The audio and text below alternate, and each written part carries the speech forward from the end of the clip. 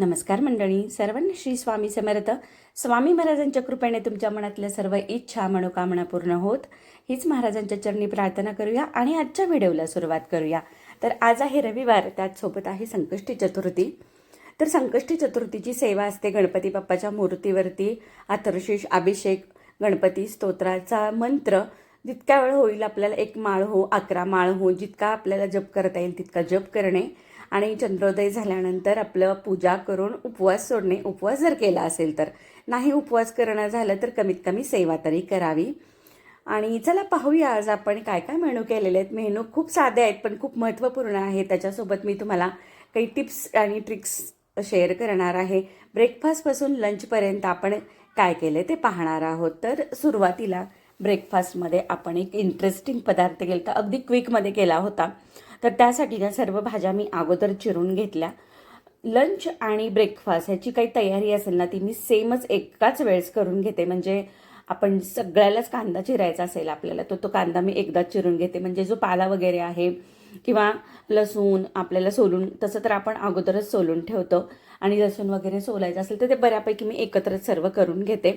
तर ब्रेकफास्टसाठी की नाही कांदा, टोमॅटो, शिमला मिरची हे सर्व मी बारीक चिरून घेतले. मी चॉपरमध्ये चिरलेलं आहे. आणि हे आहे स्वीटकॉर्न जे फ्रोझन असतात, ते स्वच्छ धुवून घेतले. एका बाउलमध्ये सर्व घालून घेतलं. त्यामध्ये चवीनुसार मीठ घातलं, मिरं पावडर घातलं, ते छान मिक्स केलं. एक तवा गरम करून घेतला आणि त्यावरती हे ब्रेडचे स्लाइस ठेवले.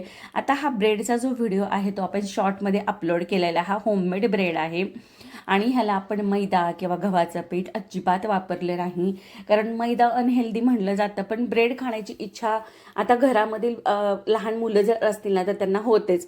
म्हणून ही एक ट्रिक मी तुमच्यासोबत शेअर केलेली आहे की जर तुमच्या घरामध्ये ब्रेड नेसेसरी असेल रोजच्या रोज तर तुम्ही रव्याचा ब्रेड करून पहा. अगदी साधी सोपे सर्व स्टेप्स आहेत, तुम्ही त्या पद्धतीनं फॉलो केल्या तर छान होतो. ओव्हन असेल तर ओव्हनमध्ये तर होतोच, पण आपण कढईमध्ये देखील छान करू शकतो.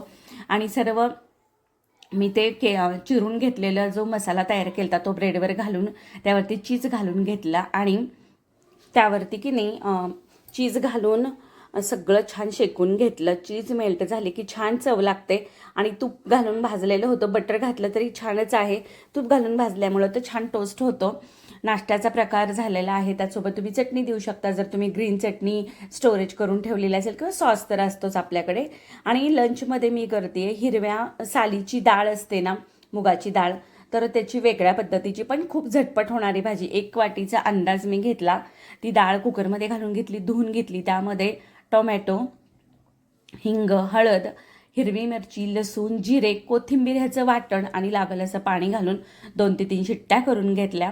कुकर आपला होतोय तोपर्यंत की नाही मी भेंडी चिरून घेतली होती. जेव्हा आपण नाश्त्याचं चिरत होतो सर्व साहित्य, तर ती भेंडी चिरलेली मी कढईमध्ये परतायला घेतली थोड्याशा तेलावरती. भेंडी परततीये तोपर्यंत मी लगेच ताक पण करायला घेतलं. ही सगळी गडबड असते ना, एका मागोमाग एक कामं करणं किंवा एक कामासोबत दुसरं कामं करणं, हे शेतातल्या डब्यासाठी असतं. कारण शेतामध्ये बाकीचे कामगार किंवा मजूर लावलेले असतात ना, ते त्यांच्या वेळेला येतात आणि तोपर्यंत ते येण्याच्या अगोदर आपला डब्बा गेला पाहिजे.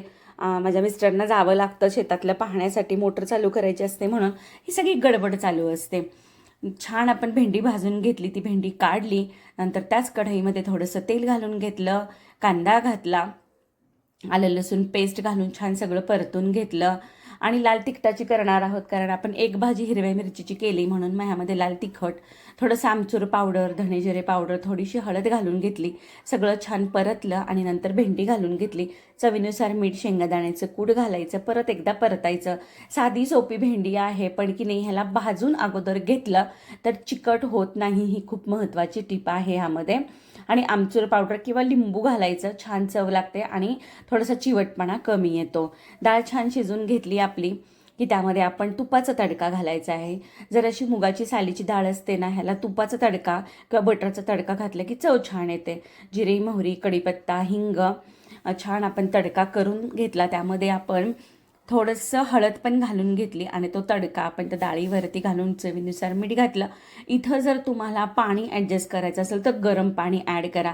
घट्ट पातळ आपल्या घरात जसं लागतं त्या पद्धतीने आपल्याला करायची. थोडीशी घट्टसर ठेवायची, जसं आपण वरण करतो ना त्या पद्धतीचं पातळ करायचं नाही. हिरवीगार कोथिंबीर घालायची. सध्या तरी कोथिंबीर मिळते बरं का, म्हणजे उन्हाळा जरी चालू झाला असेल तरी. लगेच भाकरी करून घेतल्या आणि भाकरी चालू होत्या तेव्हाच डब्बा पण भरायची तयारी चालू झाली.